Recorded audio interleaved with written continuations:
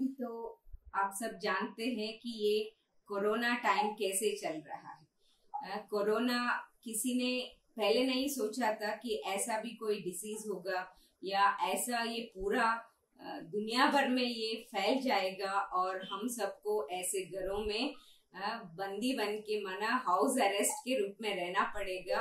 ऐसा कभी किसी ने आज तक नहीं सोचा था, लेकिन ये इतना अचानक फरवरी में हम सुन रहे थे कि चाइना में कोई नया डिसीज फैल रहा है करके, लेकिन देखा मार्च में इंडिया में था और बस थोड़े ही दिनों में सब जगह मार्च एंड या अप्रैल तक तो मणिपाल तक भी आ गया था। तो आप सोचिए कितना फास्ट ये डिसीज फैल रहा है। और इतना ही नहीं, और इस डिसीज के कारण भी कितना सारा लाइफस्टाइल चेंजेस लोगों को करना पड़ रहा है।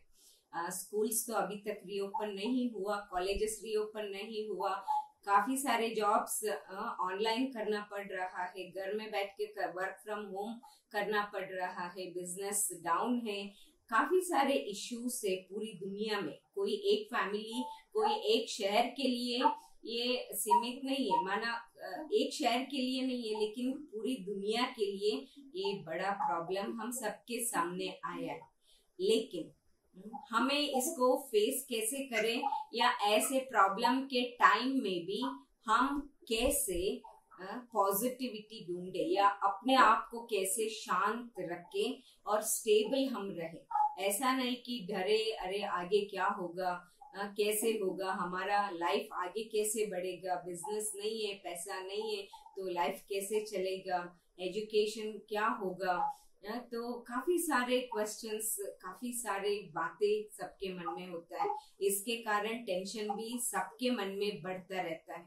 तो अभी हम देखते हैं कि इस सिचुएशन में भी हम कैसे स्टेबल रह सकते हैं। तो इसके लिए हम कुछ टिप्स आप लोगों के साथ हम शेयर करना चाहते हैं। तो आप सब जानते हैं कि जो माताएं हैं घर में, तो उनको तो बहुत स्ट्रगल करना पड़ता है। बाकी लोग जैसे कि बच्चे हैं, कॉलेज पढ़ने वाले बच्चे होंगे तो वो तो अभी घर में हैं, तो घर से पढ़ाई कर रहे हैं, तो उनको तो आराम ही आराम है। जो वर्क फ्रॉम होम कर रहे हैं उनको भी थोड़ा आराम है। लेकिन जो माताएं ऑलरेडी घर पे है, उनका काम कम नहीं हुआ है, सबसे ज्यादा हो गया है। तो उनको काफी सारी चीजें हर दिन करना पड़ता है। मैं सोचती हूँ इसका सबसे ज्यादा इफेक्ट माताएं बहनों पर है, क्योंकि उनको पहले तो केवल घर संभालना होता था, लेकिन अभी घर भी संभालो, अगर नौकरी कर रहे तो उसको भी संभालो, बच्चों को भी संभालो और बाकी फैमिली मेंबर्स को भी संभालना। तो आप सोचिए पूरा दिन जैसे कि टाइम ही नहीं होगा, इतना स्ट्रेसफुल लाइफ लोगों का हो जाता है आजकल। तो अभी हम देखते हैं कि कैसे हम मैनेज करें इन सब चीजों को। तो व्हाट इज स्ट्रेस? सबसे पहले हम ये समझें कि स्ट्रेस क्या है, टेंशन क्या है, ताकि हम इसको अच्छे से एड्रेस कर सके। तो अगर हम देखें इसका डेफिनेशन, अगर हम देखते हैं what is stress? Stress is a form of pain that comes to tell you there is something you need to change। तो स्ट्रेस जो है ये एक प्रकार का दर्द है। ये दर्द माने जिसको भी टेंशन है उनको तो बहुत पेन है, माने दर्द है। ऐसा नहीं कि फिजिकल पेन है, लेकिन इमोशनली वो लोग दर्द में रहते हैं। तो लेकिन ये दर्द भी क्या है? ये दर्द भी हमें एक मैसेज ही दे रहा है, हमें एक सूचना दे रही है कि भाई अभी तो चेंज करना चाहिए। क्योंकि जो हमारे सामने प्रॉब्लम है, इश्यूज है, तो उसको आज तक हम जो जानते थे उसी अप्रोच को यूज करके हमने सॉल्व करने का पूरा प्रयास किया, लेकिन हुआ नहीं। जो एग्जिस्टिंग मेथड्स था हमारे पास, जो हम ऑलरेडी जानते थे, सॉल्व करने की कई सारी तरीके हैं, तो वो सबको हमने इस्तेमाल करके देखा, लेकिन कोई भी तरीका, अप्रोच यूज नहीं हो रहा, वर्क नहीं हो रहा है। तो इसका मतलब क्या है कि अभी हमें अपना अप्रोच, अपना सॉल्व करने का तरीका, जो हम ವಿಧಾನ ಅಂತ ಏನ್ ಹೇಳ್ತೀವಲ್ಲ, ಯಾವ ರೀತಿ ಪ್ರಾಬ್ಲಮ್ ಅನ್ನ ಪರಿಹಾರ ಮಾಡಬೇಕು ಅನ್ನುವಂತ ವಿಧಾನ ಏನಿದೆ ಅದನ್ನ चेंज ಮಾಡ್ಕೊಳ್ಳಿ माना अपने तरीका जो है मेथडोलॉजी जो है उसको अभी चेंज करना है क्योंकि एग्जिस्टिंग अभी वर्क नहीं कर रहा है। तो एक तो ये मैसेज हमें दे रहा है कि भाई अभी चेंज करना है।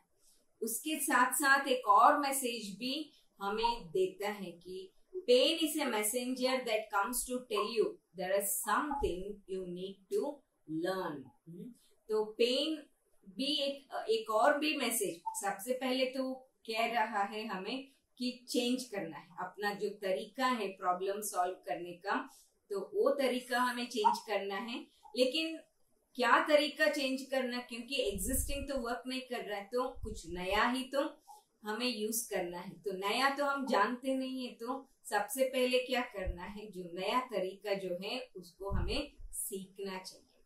तो हमें जब भी टेंशन होता है तो टेंशन हमारे लिए एक मैसेज दे रहा है, वो हमें अच्छे से समझना चाहिए कि टेंशन हमें कह रहा है कि हमें अभी अपने तरीके को चेंज करना है और नए तरीका जो है उसको सीखना है। तो ये मैसेज हमें दे रहा है। अगर इस मैसेज को हम सीख लेते हैं, माना इसको समझ लेते हैं, इशारा जो टेंशन के थ्रू हमें मिल रहा है, अगर इशारा को अगर हम अच्छे से कैच कर लेते हैं तो कोई प्रॉब्लम ही नहीं है, क्योंकि हम वो नया मेथडोलॉजी यूज करेंगे तो प्रॉब्लम जल्द से जल्द सॉल्व हो ही जाएगा, है ना। तो अगर हम स्ट्रेस को या टेंशन को अगर इक्वेशन के रूप में अगर हम देखें तो कैसा है, तो टेंशन माना challenges divided by inner strength हम कहते हैं। तो चैलेंजेस माना हर दिन नए नए प्रकार की ಪ್ರಾಬ್ಲಮ್ से हर एक के लाइफ में ಚಾಲೆಂಜಸ್ ಅಂದ್ರೆ ಸವಾಲುಗಳು ಸಮಸ್ಯೆಗಳು ಅಂತ ಹೇಳ್ತೀವಿ। तो बहुत है, नॉट ओनली क्या कहे फाइनेंशियल प्रॉब्लम से लोगों को, या कहे हेल्थ प्रॉब्लम से, या रिलेशनशिप्स में प्रॉब्लम से, या पर्सनल कुछ और भी प्रॉब्लम हो सकता है। माना काफी सारे एरियाज में हम प्रॉब्लम्स देख रहे हैं। अभी जैसे कि एक और प्रॉब्लम भी इसमें ऐड कर सकते, क्योंकि पहले तो हम लोगों ने कभी भी ऑनलाइन मीटिंग ऐसा कभी मिलना है ये नहीं सोचा था। अभी आज जब कहा गया तो लोगों को वो क्या है, गूगल मीट क्या है, उसको डाउनलोड करो, उसको चालू करो, उसको कैसे ऐड हो जाए, उसमें कैसे टाइप करें, कैसे सुने, माना ये भी नहीं पता। तो उसको सीखने में भी लोगों को लगता है कि ये भी एक टेंशन है। माना उसमें भी हमें कई लोगों को ट्रबल्स आता है कि टेक्नोलॉजी यूज करने में भी लोगों को लगता है कि ये तो समझ में ही नहीं आता, हम कैसे यूज करें, ये तो पॉसिबल नहीं है, ऐसा भी। तो माना कहने का मतलब है चैलेंजेस जो है बहुत डायरेक्शन से हमारे सामने है, कोई एक फील्ड से नहीं है, बहुत सारे फील्ड से हमारे सामने चैलेंजेस है। लेकिन सभी चैलेंजेस को हम खुद ही, ऐसा नहीं कि हम खुद ही जिम्मेवार है हर एक के लिए, कुछ सीन्स या कुछ सिचुएशंस के लिए हम खुद भी जिम्मेवार हैं। उसको तो हम अपने को चेंज किया और उस समस्या भी सॉल्व हो जाता। लेकिन कुछ बाहरी रूप से हमें हमारे सामने आता है तो फिर हमें क्या करना चाहिए, क्योंकि हम चैलेंजेस को सीधा तो कम नहीं कर सकते, है ना। अगर हमारा स्ट्रेस लेवल कम करना है तो हमारे पास दो ऑप्शंस है, एक तो हमारे चैलेंजेस को कम करना है और या तो दूसरा है हमारा इनर स्ट्रेंथ को ज्यादा करना है। चैलेंजेस कम करना ये हमारे हाथ में नहीं है हमेशा, क्योंकि कई बार गवर्नमेंट की पॉलिसीज चेंज होती है, आजकल तो गवर्नमेंट ही चेंज होती रहती है, या एनवायरमेंटल क्लाइमेट चेंज होता रहता है। तो बहुत सारे हैं जो सब कुछ हमारे हाथों में नहीं है। तो इसीलिए हमारे पास ऑप्शन एक ही बचा है कि हम अपना इनर स्ट्रेंथ को ज्यादा बढ़ाए, इंक्रीज करें। तो इनर स्ट्रेंथ को हम कैसे इंक्रीज कर सकते हैं, यहाँ मैं ये नहीं कहती हूँ इनर स्ट्रेंथ माना कोई कॉम्प्लान च्यवनप्राश पी के खा के हमारा स्ट्रेंथ बढ़ेगा, वो केवल एडवर्टाइजमेंट में हो सकता है। इन रियलिटी हमारा इनर स्ट्रेंथ कैसे बढ़ता है, तो इनर स्ट्रेंथ बढ़ता है पॉजिटिव थॉट से, हमारा इनर स्ट्रेंथ बढ़ता है। तो इसीलिए हम जितना पॉजिटिव थॉट्स करेंगे, सकारात्मक चिंतन करेंगे, तो उतना हमारे अंदर का जो कैपेसिटी है सब कुछ सहन करने का, सामना करने का, कुछ भी हमारे सामने परिस्थिति हो, लेकिन हर परिस्थिति में स्टेबल रहने का। तो ये जो इनर स्ट्रेंथ हमें चाहिए, ये हमें मिलता है पॉजिटिव थॉट्स क्रिएट करने से। तो अभी हम सुनते हैं पॉजिटिव थॉट्स, ठीक है, लेकिन थॉट्स हम कैसे क्रिएट करें, या उससे भी पहले हम जो थॉट्स क्रिएट करते हैं उसका इम्पैक्ट कितना रहता है। तो पहले तो हम वो समझेंगे, फिर बाद में पॉजिटिव थॉट्स का भी हम सुनेंगे। तो थॉट्स का इम्पोर्टेंस क्या है वो भी बहुत इम्पोर्टेंट है। तो समझ लीजिए आप सभी बैठे हैं, तो अभी आप सबको अगर रसगुल्ला दे तो शायद आपको बहुत अच्छा लगेगा कि बहुत अच्छा है, टेस्टी है, स्वीट है, डिलीशियस है, सॉफ्ट है, तो आपको अच्छा लगेगा, तो आप अच्छे से प्यार से खाएंगे, उसका स्वाद भी आपको अच्छे से मिलेगा, माना अनुभव होगा।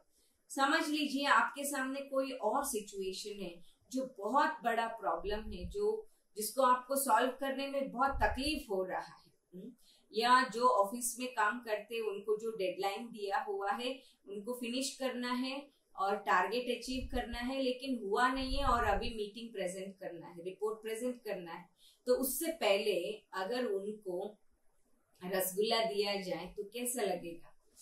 जो बच्चे फाइनल ईयर एग्जाम्स के लिए जा रहे हैं, बस एग्जामिनेशन हॉल में पहुंचना है, उससे पहले अगर उनको रसगुल्ला देंगे तो उनको क्या लगेगा? अभी खाने का मूड नहीं है, इंटरेस्ट नहीं है, ऐसा कहेंगे। अगर फोर्सिबली अगर हम देंगे तो शायद खा भी जाएंगे, लेकिन उनको ये भी नहीं पता चलेगा कि हमने व्हाइट रसगुल्ला खाया या ब्लैक जामुन खाया, शायद ये भी नहीं पता चलेगा उनको। क्योंकि एक्चुअली अगर हम देखें तो जो रसगुल्ला है हमने सेम शॉप से लाया था, सेम क्वालिटी का रसगुल्ला था, हमने सेम हाथ से हमने लिया, अपने मुंह में डाला, और अपना जो मुंह भी सेम है, दांत भी सेम है, अपना जो टंग है वो भी सेम है, सेम पेट के अंदर गया। अगर आप बाहरी रूप से देखें तो सारे प्रोसेस जो है वो सब सेम टू सेम है, फिर भी जो फर्स्ट सिचुएशन था उसमें बहुत अच्छा लगा, रसगुल्ला का टेस्ट बहुत अच्छा लगा, और सेकंड इंस्टेंस जो है उसमें हमें रसगुल्ला का टेस्ट ही नहीं पता चला। क्यों ऐसा होता है? क्यों नहीं समझ में आया, जबकि रसगुल्ला सेम है ना? और अगर थर्ड इंस्टेंस अगर हम देखें कि थर्ड इंस्टेंस में कई बार जब हम नींद कर रहे हैं तो सपने में भी हमें आता है कि हम रसगुल्ला खा रहे हैं, हमें लगता है कि ये तो बहुत अच्छा है, टेस्टी है, कोई अचानक आके हमें उठाने लगते हैं, तभी हम जैसे ही जागृत हो जाते हैं तभी हमें लगता है कि अरे अब तक हमने जो टेस्ट लिया रसगुल्ला का वो केवल ड्रीम था, सपना था, वो रियलिटी नहीं था। लेकिन फिर भी एक्सपीरियंस या टेस्ट हम जो कहें वो तो बहुत ही अच्छा था। तो ये तीनों सिचुएशंस को अगर हम एनालाइज करें, फर्स्ट सिचुएशन में रसगुल्ला है, रसगुल्ला के ऊपर थॉट्स भी चल रहे हैं, तो इसीलिए हमें बहुत अच्छा अनुभव हुआ रसगुल्ला का। और सेकंड सिचुएशन जो है उसमें रसगुल्ला है हमारे सामने, लेकिन रसगुल्ला के बारे में हमने बिल्कुल भी नहीं सोचा, एक थॉट तक नहीं क्रिएट किया, इसीलिए रसगुल्ला खाने के बावजूद भी हमें कोई टेस्ट समझ में नहीं आया। और थर्ड इंस्टेंस है कि रसगुल्ला तो है ही नहीं, लेकिन हम रसगुल्ला के बारे में सोच रहे हैं, तो इसीलिए हमें टेस्ट अच्छा लगता है। तो कहने का मतलब कि प्रेजेंस और the absence of an object is really not the basis of our experiences. माना एक व्यक्ति की प्रेजेंस और एब्सेंस, या एक चीज की प्रेजेंस या एब्सेंस हमारे अनुभव के लिए बिल्कुल भी आधार नहीं है। फिर क्या आधार है? Thoughts are the basis for all our experiences. तो आप बताइए, अभी जो आपको जो टेस्ट हुआ, रसगुल्ला का टेस्ट हुआ, रसगुल्ला का कंट्रीब्यूशन कितना था?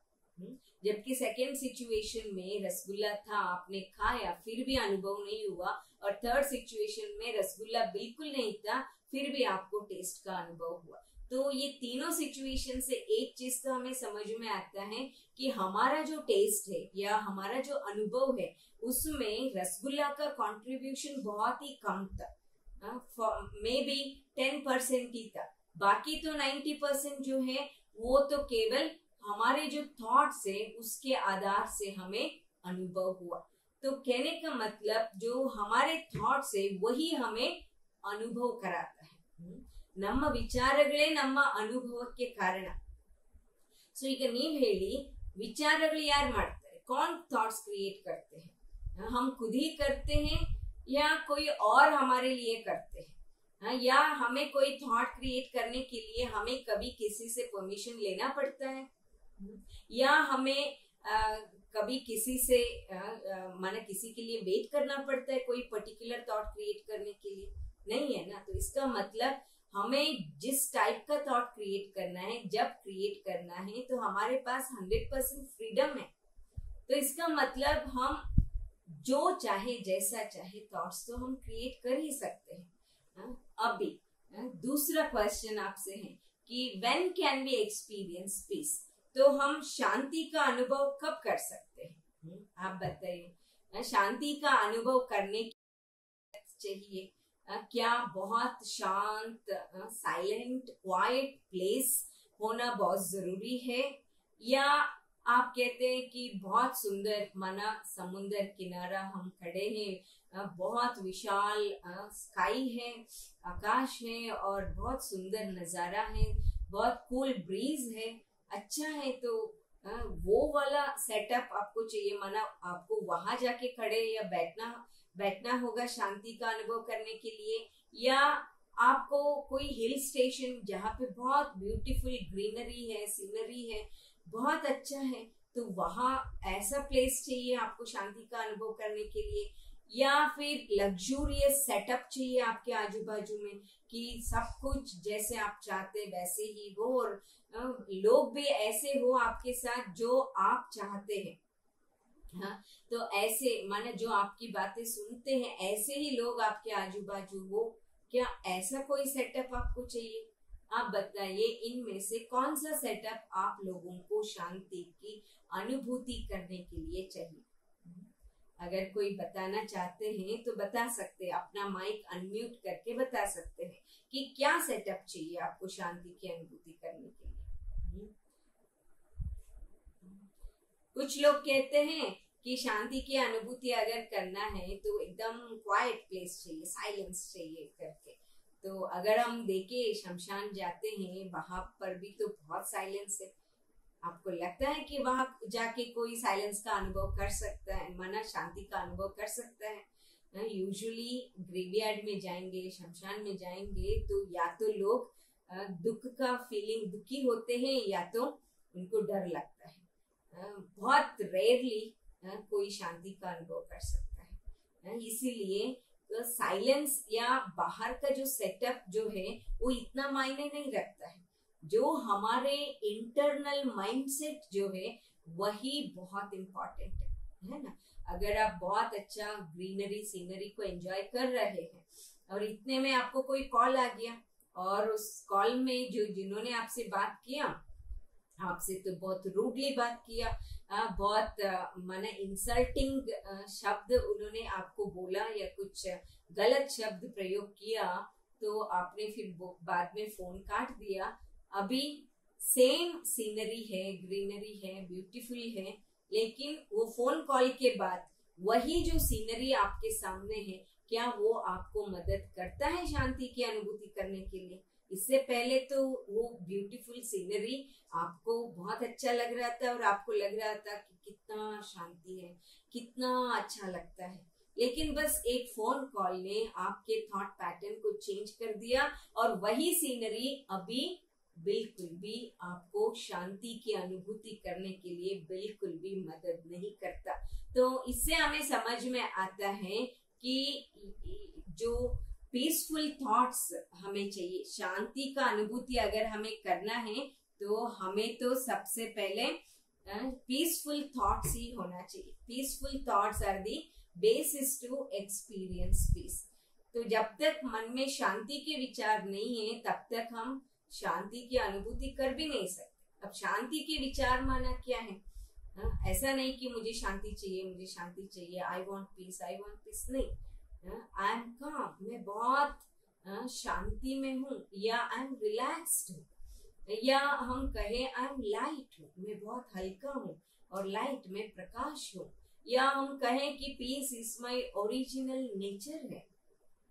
शांति हमारा स्वधर्म है, हमारा मूल गुण है हमारा।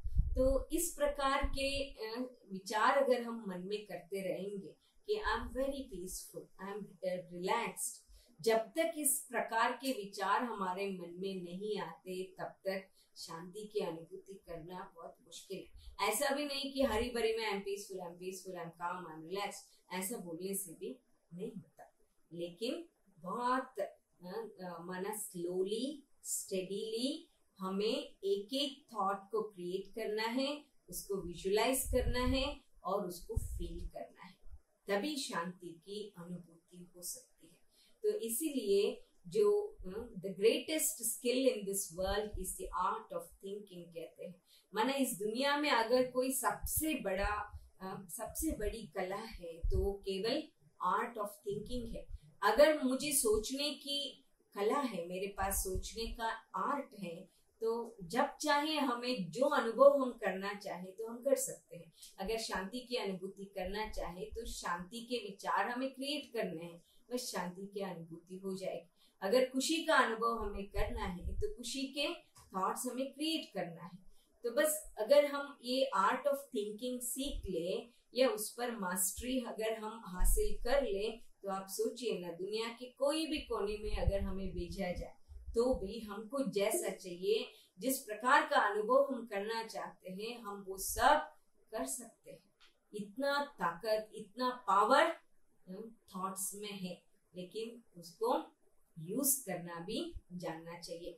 क्योंकि जब तक माना नहीं जानते तब तक यूज भी नहीं कर सकते। और दूसरा, हमें बचपन से हमें केवल यही सिखाया है कि कैसे बोलना है, कैसे चलना है, कहाँ क्या काम करना है, बस ये सब सिखाया। लेकिन किसी ने बचपन से हमें सोचना कैसा है ये किसी ने हमें सिखाया नहीं, ना कॉलेज में सिखाया, ना कहीं किसी ने ट्रेनिंग दिया। इसीलिए हम क्या सोचते हैं, सोचना ये तो मुफ्त में है ना, इसके लिए थोड़ी ना पैसा देना पड़ता है, इसके लिए थोड़ी ना कोई कुछ खर्चा होता है। तो हम जो चाहे, जैसा चाहे, अपनी मन मर्जी जो चाहे सोचो। कौन देखता है, ऐसा लोग सोचते हैं, लेकिन ऐसा नहीं है। जो हम सोचते हैं वो सब कुछ हमारा मूड को डिसाइड करता है, हमारा कर्मों को डिसाइड करता है, या हमारे पर्सनालिटी को डिसाइड करता है, हमारे डेस्टिनी को डिसाइड करता है। तो इसीलिए art of thinking is very very important है। तो आज हम कुछ टिप्स आपके साथ शेयर करेंगे। ये तो थोड़ा प्रिलिमिनरी आपसे बात किया। तो पहला है see the brighter side of the life. तो जो भी सिचुएशन है हमारे सामने, या हर एक सिचुएशन अगर हम कहें तो हर एक सिचुएशन का दो पहलू होते हैं, दो साइड्स होते हैं। एक है पॉजिटिव साइड और एक है नेगेटिव साइड। तो मैं कहाँ देख रही हूँ, तो ये तो मुझ पर डिपेंड करता है। मैं किस में इंटरेस्टेड हूँ, ये हमें खुद को देखना चाहिए। अगर मुझे पॉजिटिव साइड नजर नहीं आ रहा है, उस हर एक सिचुएशन में नेगेटिविटी ही दिखता है, नेगेटिव साइड ही दिखाई देता है, तो इसका मतलब हमारे मन में भी तो पॉजिटिव विचार नहीं चल रहे हैं। So no event in life is good or bad by itself. It all depends on how you look at them. हम कोई भी सिचुएशन को हम ऐसा एक लेबल नहीं लगा सकते कि ये गुड है, ये बैड है करके, क्योंकि ये सब हमारे नजरियों पर, माना हमारे जो एटीट्यूड जो है, ನಮ್ಮ ಮನೋಭಾವನೆ ಅಂತ ಏನು ಹೇಳ್ತೀವಿ, ಅದರ ಮೇಲೆ ಡಿಪೆಂಡ್ ಆಗುತ್ತೆ। अपनी मनोभावना या अपना एटीट्यूड पर डिपेंड करता है।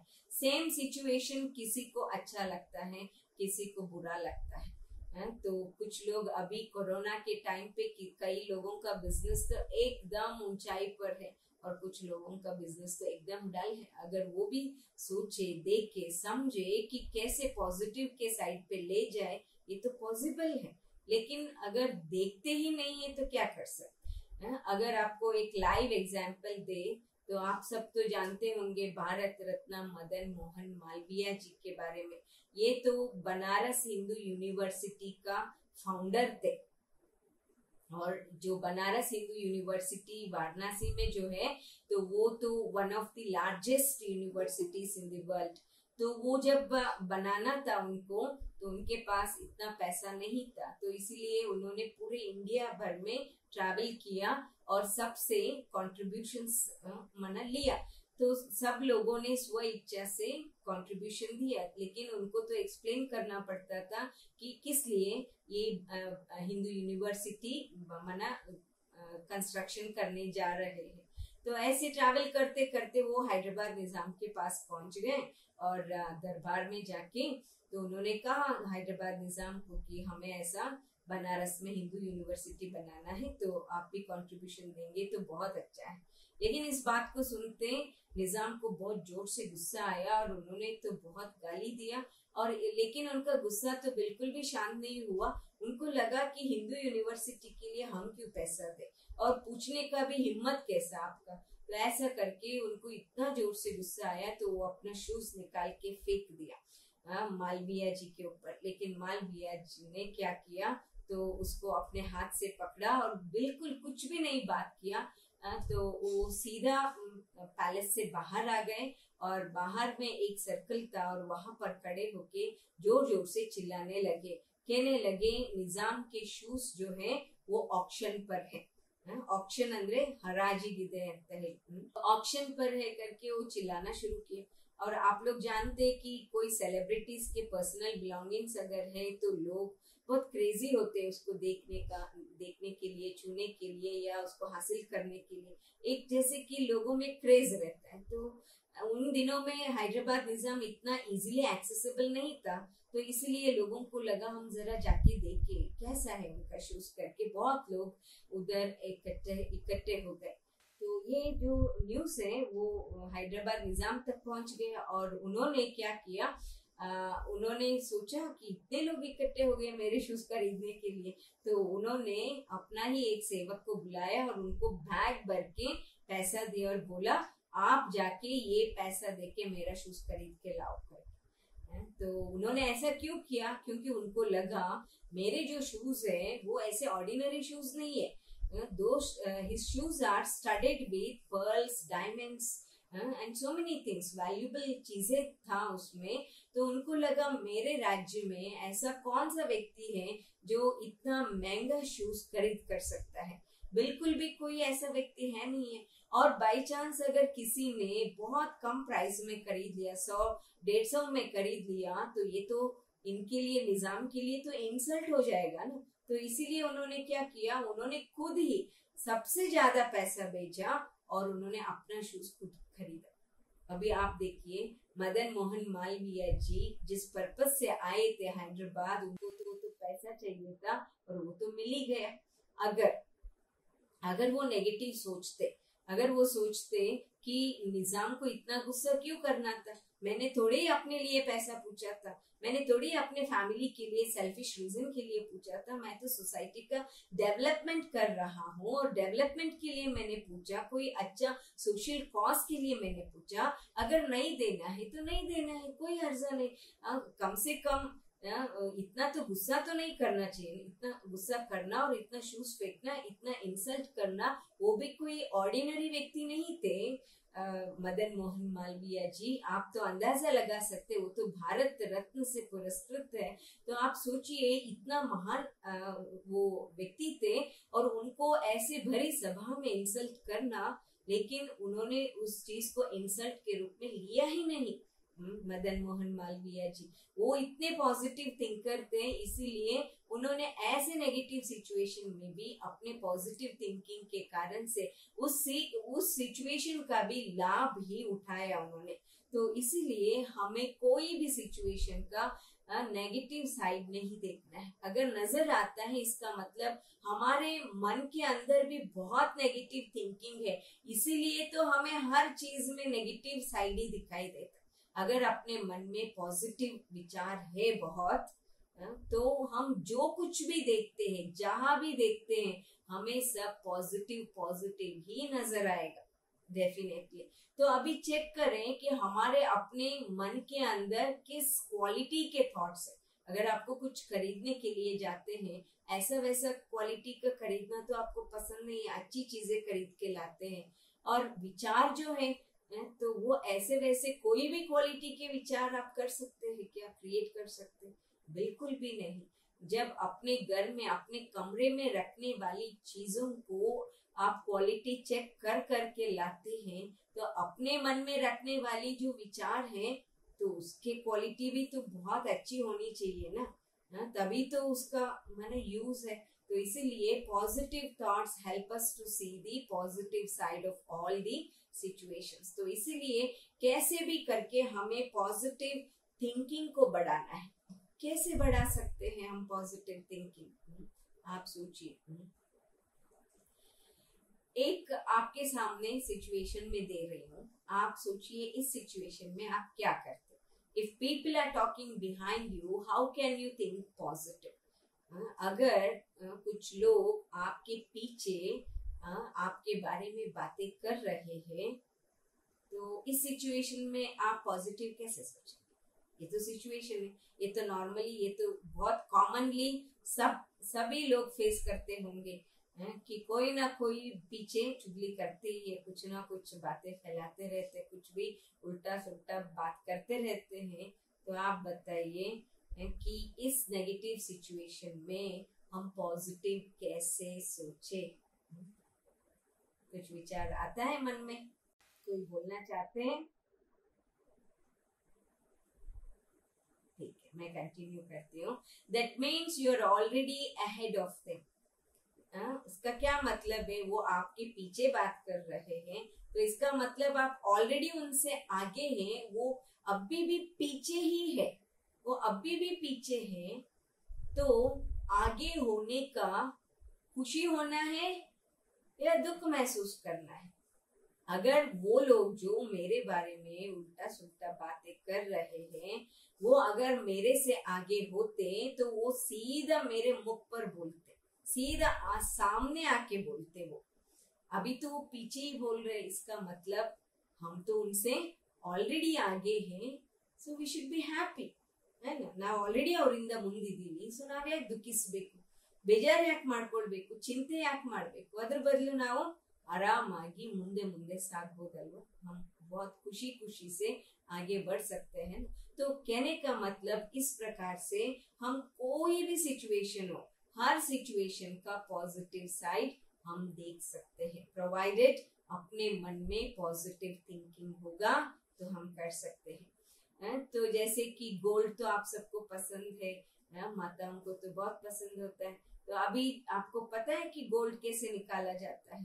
जो गोल्ड माइंस होते हैं, तो वहां पे जैसे खान बोलते हैं तो ಮೈನ್ಸ್ ಗಣಿ ಅಂತ ಹೇಳ್ತೀವಲ್ಲ, ಸೊ ಚಿನ್ನದ ಗಣಿಯಲ್ಲಿ ಸುಮ್ಮನೆ ಮೇಲ್ಮೇಲೆ ಇದು ಅವರು ತೋಡಿದ್ರೆ ಅವ್ರಿಗೆ ಚಿನ್ನ ಸಿಗೋದಿಲ್ಲ, ತುಂಬಾ ಆಳವಾಗಿ ಅವರು अगीಬೇಕಾಗುತ್ತೆ। बहुत डीपली उनको खोदना पड़ता है, खुदाई करना पड़ता है, तभी उनको मिलता है गोल्ड। लेकिन उनको जब भी वो खुदाई कर रहे हैं, ऐसा निकाल रहे हैं, माना जो डस्ट है, जो गंदगी है, जो मिट्टी है, ये बहुत सारी चीजें निकलता है उससे जब खोदते जाएंगे। तो जब वही चीजें निकल रहा है, कहीं पर भी उनको गोल्ड नहीं दिखाई दे रहा है, फिर भी वो तो खोदते जाते और भी डीप डीप करते जाते। जब इन आंखों से उनको डस्ट, मिट्टी, गंदगी दिखाई दे रहा है, लेकिन उनके मन के स्क्रीन पर उनको गोल्ड दिखाई दे रहा है, and that drives them to go और to do that work very seriously, माना और आगे करने के लिए वो प्रेरित करता है, क्योंकि उनके मन के पर्दे पर गोल्ड है। उनके मन के पर्दे पर वो मिट्टी नहीं है, केवल इन आंखों के सामने मिट्टी है। तो इसीलिए हम कोई भी घर में रहे, किसी भी प्रकार के एनवायरनमेंट में रहे, भले हम माना कहने का मतलब हम कोई गरीब के घर में पैदा हुए या बहुत अमीर के घर में पैदा हुए, या हमारे पास कोई अच्छे लोग हैं या किसी भी टाइप के लोग हैं, कुछ भी फर्क नहीं पड़ता, ये तो बाहर का सेटअप है। लेकिन what matters more is what is your internal setup, आपके इंटरनली माइंड सेट कैसा है, वही बहुत इंपॉर्टेंट है। अगर माइंड सेट अच्छा है तो आप कहीं पर भी विजय माना, आप जो चाहे, जिस प्रकार की सफलता चाहे आप पा सकते हैं। आप तो काफी सारे एग्जाम्पल से अगर मैं वो सब बातें करने लगूं तो बहुत लेट हो जाएगा, तो मैं जरा फास्ट करती हूँ। The second one is harmony in relationships. तो ये भी बहुत इंपॉर्टेंट है, तभी तो हम घर में बहुत शांति से रह सकते हैं। तो बेसिक्स हमें समझना चाहिए, संबंधों की बेसिक्स क्या है। In relationships we always want love, trust, respect, happiness. Relationship is not about wanting, it's about giving. तो हम हमेशा संबंधों में क्या चाहते हैं कि हम शांति चाहते हैं, सुख चाहते हैं, ट्रस्ट, फेथ चाहते हैं, रेस्पेक्ट चाहते हैं। लेकिन संबंध का मतलब ही होता है कि चाहना नहीं है, लेकिन देना मतलब ही संबंध है। जितना आप देते हैं उतना आपका संबंध स्ट्रॉन्ग रहता है। तो यहाँ देना मतलब क्या है, गिफ्ट देना, फ्लावर्स देना, बुके देना, या पैसा देना, खाना देना, या कुछ और चीजें देना। ये देना इम्पोर्टेंट नहीं है इतना, लेकिन आपने प्यार कितना दिया, रेस्पेक्ट कितना दिया, उनको फॉरगिवनेस कितना दिया, उन सहयोग कितना दिया, ये बहुत इम्पोर्टेंट है। देयर आर टू थिंग्स, एक फिजिकल है, एक इमोशनल चीजें है। तो फिजिकल चीजें आपने दिया, इन रिटर्न में इमोशनली अगर आप एक्सपेक्ट करते हैं तो ये पॉसिबल ही नहीं है। माना आपने पैसा दिया, इन रिटर्न में आप एक्सपेक्ट करते कि वो व्यक्ति मुझे प्यार करे, क्योंकि मैंने इतना पैसा दिया, उनको इतना सहयोग दिया है, तो वो मुझे प्यार करे, रेस्पेक्ट दे, ऐसा एक्सपेक्ट करते हैं। लेकिन मैंने दिया फिजिकली, तो वो भी तो मुझे फिजिकली सर्विस ही देंगे, ना कि कोई प्यार या रेस्पेक्ट देंगे। अगर मैंने भी इमोशनली उनको कुछ दिया तो वो भी तो मुझे इमोशनली ही देंगे।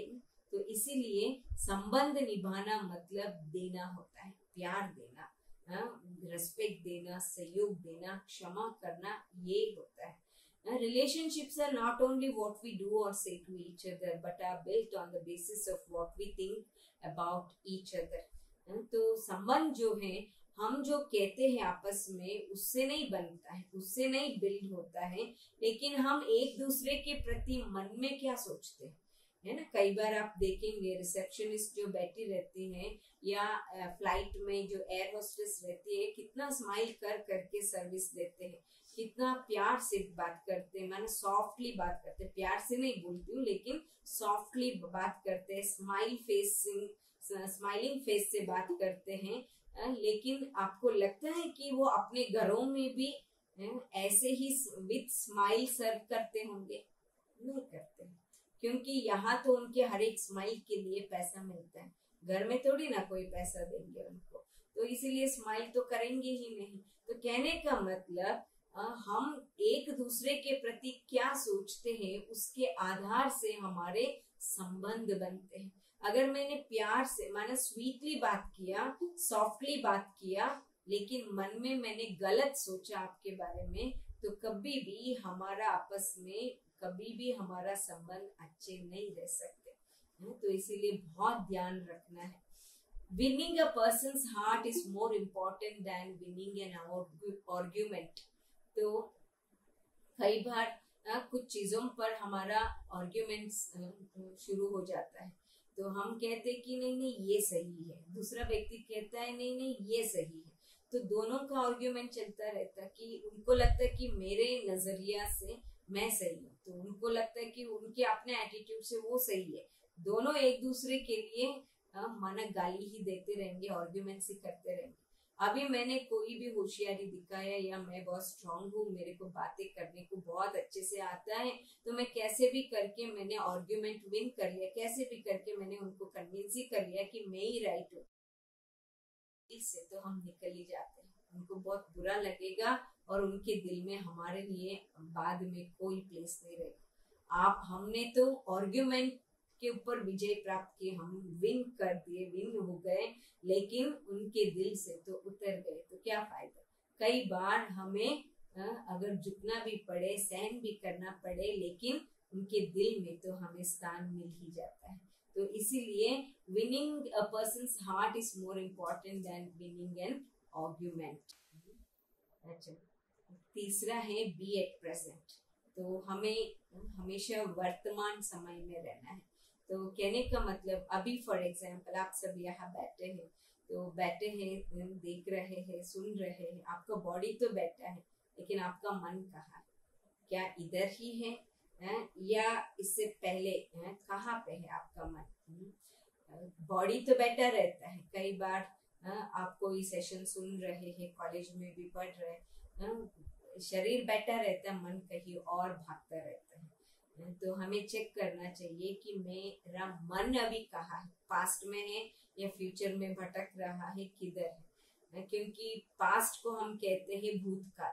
तो भूतकाल की बातें जो हैं वो भूतों की तरह ही होती है, वो भूतों की तरह ही हमें तकलीफ ही देता है, ना कि कभी सुख देते हैं। तो इसीलिए भूतकाल की बातों के ऊपर ज्यादा चिंतन करना, इससे तो हमें कुछ भी मिलने वाला नहीं है। और भविष्य के बारे में टू मच चिंतित होना, इससे भी तो कोई फायदा नहीं है। इसके बदले में हमें ये समझना चाहिए, मेरा जो वर्तमान टाइम, जो प्रेजेंट में मैं जो कर्म करूंगी, उसके आधार से ही तो मेरा भविष्य बनेगा। तो मेरा भविष्य तो अभी भी मेरे ही हाथों में है। ऐसा नहीं कि पता नहीं क्या होगा, पता नहीं क्या होगा, ऐसा नहीं है। मैं आज जो कर रही हूँ उसके आधार पर ही तो मेरा भविष्य निर्माण या बिल्डअप हो रहा है। तो मुझे जैसा चाहिए वैसे तो मुझे बिल्डअप करना है। मुझे अच्छा जीना है, शांति से, प्यार से, खुशी से रहना है, जीना चाहते हैं भविष्य में, तो इस क्षण मुझे खुश रहना बहुत जरूरी है। तभी तो फ्यूचर में खुश रहने के चांसेस 99% होता है, नहीं तो कोई प्रोबेबिलिटी सी नहीं होता है। तो इसीलिए हमें एट प्रेजेंट जहाँ पे है, जिस सिचुएशन में है, तो उस सिचुएशन का पॉजिटिव साइड देखते हुए वहां पे रहना है। आप सोचिए ना, कभी आप रास्ते में चल रहे हैं कि पीछे मुड़ मुड़ के आप देख देख के चल रहे हैं, तो क्या होगा? डेफिनेटली कहीं ना कहीं हम गिरेंगे, कहीं एक्सीडेंट होगा या कहीं पे क्लैश होगा, कुछ लगेगा, हिट होगा हमारे ऊपर, या हम कहीं पे जाके हिट करेंगे। ऐसा कुछ ना कुछ इंसिडेंट्स हो सकता है, क्योंकि हमारा ध्यान प्रेजेंट में नहीं था। जहाँ पे हम पैर रख रहे थे वहां पे हमारा ध्यान नहीं था, हमारा ध्यान पूरा पीछे पीछे की तरफ था। तो एक्सीडेंट्स होने की चांसेस बहुत ज्यादा हो जाता है। तो इसीलिए हमें क्या करना है, लाइफ में भी जो पुरानी बातें जो है उसको छोड़ दीजिए। वो ऑलरेडी जो घटना घट चुकी है, वो ऑलरेडी जब घटी थी तब भी हमारा टाइम वेस्ट हुआ था, और उसके बारे में सोच सोच के अभी का भी टाइम हम वेस्ट ही कर रहे हैं, तो क्या फायदा? तो इसीलिए पुरानी बातों को विदाई दे या फुल स्टॉप लगाएं, और तभी तो हम आगे के लिए नया सेंटेंस स्टार्ट कर सकते हैं, नया पैराग्राफ स्टार्ट कर सकते हैं। जब तक फुल स्टॉप नहीं लगाते तब तक नया हम कुछ भी स्टार्ट नहीं कर सकते। तो लोग क्या करते हैं आजकल, कोरोना टाइम है, लॉकडाउन है, या घर में ही बैठ के करना, बाहर कहीं मूवी थिएटर्स तो ओपन नहीं हुआ या बाहर घूमने भी जा नहीं सकते, तो सारा दिन लोग क्या करते, बैठ के कंप्यूटर, मोबाइल, टीवी में ज्यादा टाइम लगे रहते। तो उसमें क्या दिखाया जाता है, वो क्या कर रहा है, हमारे पूरा एनर्जी को सक कर लेता है। तो जैसे होता है ना कि टीवी में या सीरियल्स में लोग झगड़ा करते, तो वो आपस में दिखाते हैं उसको, तो कैसे दिखाते, माना टीवी में भी वो लोग झगड़ ही रहे हैं, तो घर में भी झगड़ा होता है। आपको पता है कि क्या डिफरेंस है? टीवी में वो लोग जब झगड़ा करते हैं तो कुछ इफेक्ट्स के साथ करते, कुछ वीडियो इफेक्ट्स होता, कुछ ऑडियो इफेक्ट, साउंड इफेक्ट्स होता, कुछ एनिमेशन इफेक्ट्स होता, पता नहीं बहुत सारे इफेक्ट्स डाल डाल के वही चीजें दिखाई देता। और हमारे घर में जब झगड़ा होता है तो ये कोई भी इफेक्ट्स नहीं रहता, इतना ही डिफरेंस है। बाकी तो सब जो घरों में चलता वही तो वो एग्जैजरेट कर करके दिखा रहे। तो ऐसे नेगेटिव चीजें जितना हम देखते हैं, सुनते हैं, तो क्या होगा, हमारे नेगेटिविटी को और ज्यादा बढ़ाता है, और हर एक सिचुएशन में फिर हमें नेगेटिव साइड ही दिखने लगता है, तो फिर हम दुखी होने लगते हैं। तो इसीलिए हमें इन चीजों से डेफिनेटली खबरदार रहना चाहिए। The fourth one is spirituality in life. तो अभी तो हमने आपसे शेयर किया कि हमें ऐसा नहीं करना, वैसा नहीं करना, ऐसा करना, ऐसा करना, सब तो ठीक है, लेकिन करना कैसे? तो स्पिरिचुअलिटी हमें बहुत मदद करती है कि जो भी हमने कहा कि पॉजिटिव थिंकिंग करना है, तो पॉजिटिव थिंकिंग कहाँ से शुरू होता है, कैसे करें, ये सब हमें स्पिरिचुअलिटी बहुत अच्छे से हमें सिखाती है। तो स्पिरिचुअलिटी को हमें अपने लाइफ में लाना बहुत इम्पोर्टेंट है, क्योंकि spirituality means to know more about the inner spirit and super spirit. तो आत्मा माना आध्यात्मिकता कहते हैं, तो आत्मा के बारे में अध्ययन करना और परम आत्मा के बारे में अध्ययन करना, इसको ही हम आध्यात्मिकता कहते हैं, स्पिरिचुअलिटी कहते हैं। तो इसमें हम दोनों चीजें थोड़ा थोड़ा सुनेंगे, आत्मा के बारे में माना खुद के बारे में। तो हम आज तक अपना सेंस ऑफ आइडेंटिटी कैसे रखा था? हम जब भी मिरर देखते हैं तो हमें अपना ही शरीर का रूप दिखाई देता है, और क्या हम अपने आप को ऐसे ही आइडेंटिफाई करते हैं, बस हम इतने ही हैं? नहीं, हम इससे भी अलग, जैसे कि हम एक शक्ति है, एक ज्योतिर्बिंदु स्वरूप आत्मा है। जैसे कि सीप और मोती रहता है कि उसका जो शेल है, तो उसका शेल बड़ा है और उसके अंदर जो मोती है वो बहुत छोटी रहती है, लेकिन फिर भी कॉस्ट अगर देखें तो उसके अंदर जो मोती है उसका कॉस्ट कितना है? हजारों में, कई बार तो लाखों में भी होता है, लेकिन उसका जो शेल है तो उसका क्या कॉस्ट होगा? वो तो उसका कोई कॉस्ट नहीं है, वो तो यूजलेस कहते हैं लोग, या उसका ज्यादा इम्पोर्टेंस जितना ये पर्ल का है उतना तो बिल्कुल भी नहीं है। तो मैं आत्मा भी इतना बड़ा जो शरीर रूपी शेल के अंदर मैं आत्मा मोती के रूप में बैठी हुई है, तो ये मेरा रियल आइडेंटिटी है। और ये जो मोती है या मैं जो आत्मा हूँ, मैं ऐसे ही बहुत सूक्ष्म आत्मा, और खाली खाली नहीं है, हम आत्माओं के अंदर बहुत सारे गुण भरे हुए हैं, शांति है, सुख है, आनंद है, प्यार है, पवित्रता है, ज्ञान है और शक्ति है। ये सब गुण जो है ये सब आत्मा के अंदर भरी हुई है। हम हर एक आत्मा के अंदर ये सातों गुण भरी हुई है इनहेरेंटली। माना हर एक के अंदर बहुत ಮೂಲಭೂತವಾಗಿ ಎಲ್ಲರಲ್ಲೂ ಇದೆ, इन बिल्ट क्वालिटीज हम कह सकते हैं, सबके पास है। लेकिन अनुभव क्यों नहीं होता? क्योंकि हम जब भी आई वर्ड यूज करते हैं, मैं जब यूज करते हैं, तो हम शरीर को ही आइडेंटिफाई करते रहते हैं, शरीर को ही रेफर करते रहते हैं, और शरीर जो है वो टेम्पररी है, तो इसीलिए शरीर के द्वारा जो भी अनुभव होता है वो भी टेम्पररी है। लेकिन आत्मा तो अनादि अविनाशी है, इसीलिए आत्मा की स्मृति में हम जो भी सोचते करते हैं या जो भी प्राप्ति होगी वो भी तो अविनाशी ही अनुभूति होती है। आत्मा के बारे में तो हमने जाना, लेकिन अभी और भी इम्पोर्टेंट है परमात्मा के बारे में जानना। परमात्मा हम कहते हैं माने वो भी एक आत्मा है, वो भी ज्योतिर्बिंदु स्वरूप है, लेकिन वो कैसा है? वो भी परम है, सुप्रीम है। इस सुप्रीम लाइट हम परम ज्योति कहते हैं, परम आत्मा कहते हैं, है ना? तो इसीलिए उनको भी सही रूप से जानना, समझना और उनके साथ संबंध जोड़ना बहुत इम्पोर्टेंट है। क्योंकि परमात्मा को हम कैसे महिमा करते हैं? वो शांति का सागर है, सुख का सागर है, आनंद का सागर है। उनके पास तो ओशन के तरह सब कुछ है उनके पास, जो अनलिमिटेड कहते हैं, जिसका कोई काउंटिंग नहीं हो सकता, इतना अनलिमिटेड है। तो ऐसे परमात्मा के साथ अगर हम जुड़ते हैं तो क्या होगा? उनसे हमें बहुत प्राप्तियां मिलेगी। इसीलिए जुड़ने से पहले उनके बारे में जानना भी बहुत इम्पोर्टेंट है कि परमात्मा कौन है, वो कैसा है, कहाँ रहता है, उनके और मेरे साथ क्या संबंध है, ये जानना भी बहुत बहुत जरूरी है। तो परमात्मा भी ज्योतिर्बिंदु स्वरूप है। तो नेक्स्ट पॉइंट है प्रैक्टिस मेडिटेशन। तो मेडिटेशन प्रैक्टिस करना भी बहुत इम्पोर्टेंट है, क्योंकि तभी तो मन को बहुत शांति मिलेगा, सुकून मिलेगा या स्टेबिलिटी आएगी लाइफ में। तो मेडिटेशन करना माना हम यहाँ जो प्रैक्टिस करते हैं हम उसको राजयोग मेडिटेशन कहते हैं। Art of connecting the self to God through the medium of systematic positive thoughts. माना अपने आप को परमात्मा के साथ कनेक्ट करने का जो तरीका है, वो तरीका या मीडियम क्या है, थॉट्स के माध्यम से हम परमात्मा के साथ यहाँ पे जुड़ते हैं। हम कोई भजन या कोई और चीजों की या जो भी हमारे रीति रिवाज है उसके माध्यम से नहीं, लेकिन अपने थॉट्स के माध्यम से हम परमात्मा के साथ अपना कनेक्शन जोड़ सकते हैं और उनसे अपार प्राप्तियां हम पा सकते हैं। लेकिन इसके लिए पहला स्टेप है कि मैं ये शरीर नहीं हूँ, मैं आत्मा हूँ और मैं आत्मा भ्रुकुटी के बीच में हूँ। ये जानना बहुत बहुत जरूरी है। और परमात्मा भी परम ज्योति है और वो परम धाम निवासी है। तो जितना आत्मा के बारे में, परमात्मा के बारे में जानेंगे और उनसे संबंध जोड़ेंगे तो हमें अपने जीवन में बहुत बेनिफिट्स मिलेगा।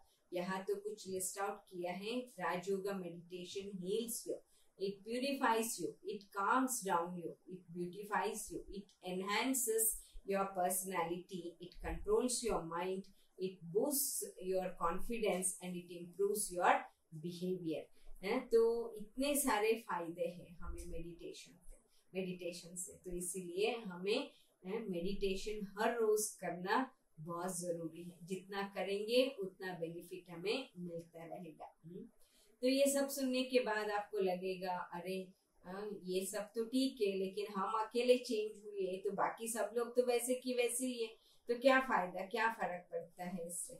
नहीं, ऐसा नहीं। When I change, do not worry about the whole world. When I change, the world changes. तो मैं जब चेंज होती हूँ तभी ये दुनिया भी चेंज होती है। तो इसीलिए self transformation leads to world transformation. मैं जब तक अपने अंदर परिवर्तन नहीं लाती हूँ, वो भी परिवर्तन का मतलब ये नहीं कहते हम कल से आप व्हाइट साड़ी पहन के आश्रम में आ जाइए, इधर ही रह लीजिए, ऐसा तो नहीं कह रहे। हम तो बस इतना ही कह रहे परिवर्तन किस स्टेज में करना है, फिजिकली नहीं लेकिन अपने थॉट्स में और ज्यादा क्या लाना है, पॉजिटिविटी लाना है। तो ये बहुत जरूरी है। तो इसीलिए self transformation leads to world transformation. ये जो चेंज लाना है इस दुनिया में वो तो हमें हमारे खुद से ही तो प्रारंभ होता है, कोई और जगह से नहीं। And speed is calculated as miles per hour, but life is calculated as miles per hour. So increase your mileage for better mileage कहते हैं। तो जैसे गाड़ी का स्पीड हम कैसे देखते हैं, 1 घंटे में कितना किलोमीटर ये जाता है, उसके आधार से हम गाड़ी का माइलेज मापते हैं। लेकिन अपना लाइफ हम कैसे कैलकुलेट करें, अपना लाइफ का माइलेज हम कैसे जाने? तो जितने स्माइल्स पर आवर होंगे तो उतना हमारा माइलेज इंक्रीज होता जाएगा। तो आप भी कोई भी टाइम हो, ये कोरोना का लॉकडाउन टाइम हो या कोई भी टाइम हो, तो आप हमेशा खुश रहिए, हंसते रहिए, हर पल का आनंद लीजिए, हमेशा पॉजिटिव सोचते रहिए और बहुत अपना जो हेल्थ है उसको भी बहुत अच्छा रखिए। तो ये हमारी शुभकामनाएं हैं आप सबके प्रति। और आप और भी ज्यादा जानना चाहते हैं हमारी संस्था के बारे में तो आप ये वेबसाइट लॉग इन कर सकते हैं। और साथ में हमारा पीस ऑफ माइंड चैनल भी चलता है जो एडवर्टाइजमेंट फ्री चैनल है। तो सारा नंबर स्क्रीन पर है। तो टाटा स्काई, एयरटेल, वीडियोकॉन, रिलायंस जो भी आपका होगा तो आप उसमें वो नंबर पे चैनल माना चलाएंगे तो आपको पीस ऑफ माइंड चैनल दिखाई देगा। साथ में एक और चैनल भी है हमारी संस्था का, वो है अवेकनिंग चैनल। तो वो चैनल टाटा स्काई में आता है और बाकी तो सब जियो टीवी एंड ऑनलाइन भी यूट्यूब में भी आप देख सकते हैं। तो इस प्रकार से आप हमारी संस्था की ये सब लेक्चर्स या टॉक शोज जो भी होते हैं उसका पूरा फायदा ले सकते हैं। आई होप आज का सेशन आपको यूजफुल रहा होगा, ऐसा हम सोचते हैं।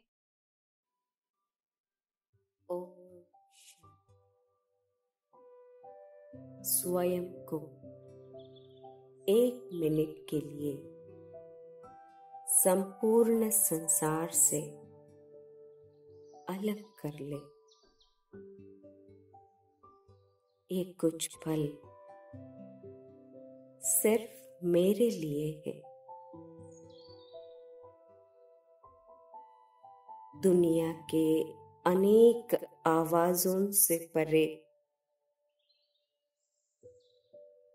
मैं शांत हूँ।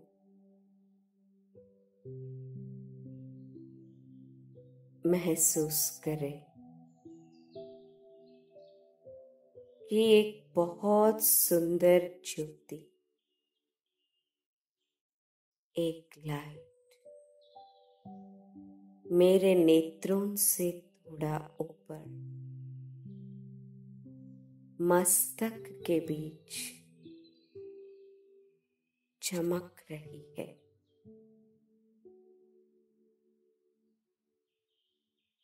मैं अपने अंतर को महसूस कर रही हूँ।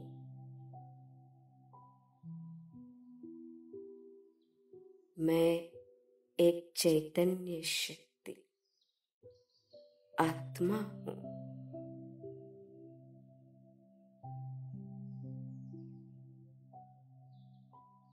ज्योतिर्बिंदु स्वरूप हूँ।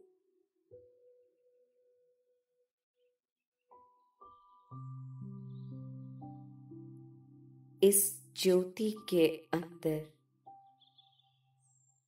समाई हुई अनंत शांति को महसूस कर रही हूँ।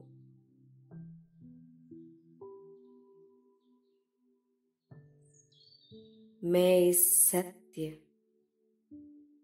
और शाश्वत शांति की अनंत तरंगों में स्वयं सुखी अनुभव कर रही हूँ।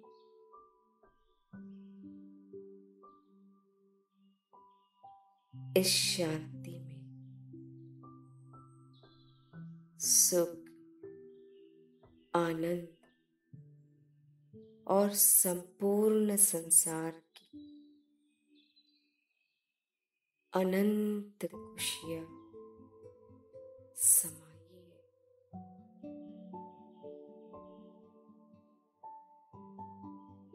मैं शांत स्वरूप हूँ। यही मेरा सत्य स्वरूप है।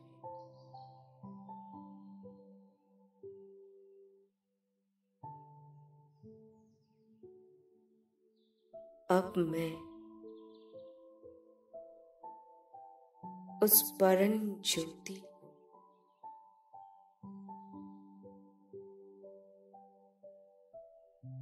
अब मैं अपने आप को परम ज्योति से कनेक्ट करती हूँ।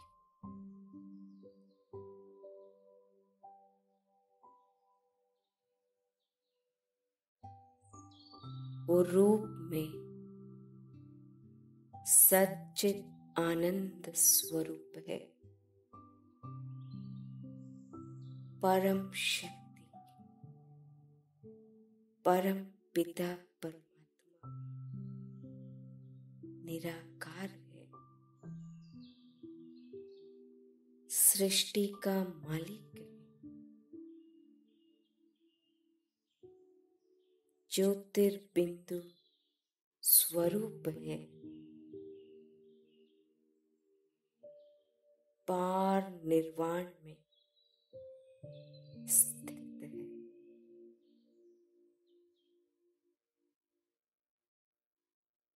उस परम शक्ति को महसूस करते हुए उनसे शक्ति हरती जा रही।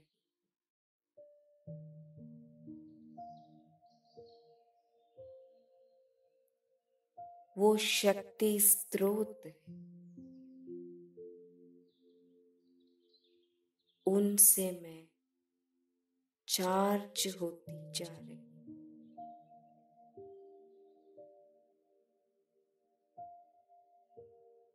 वो शांति का सागर है।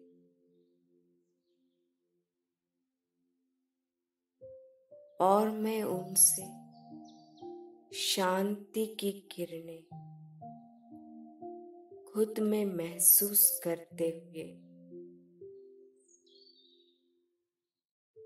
गहरी शांति की अनुभूति कर रही हूँ।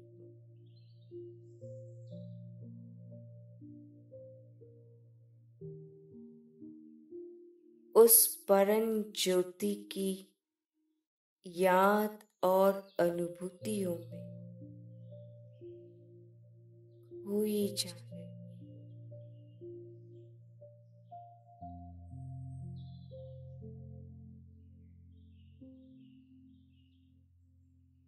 अभी मेरा मन शांत और स्टेबल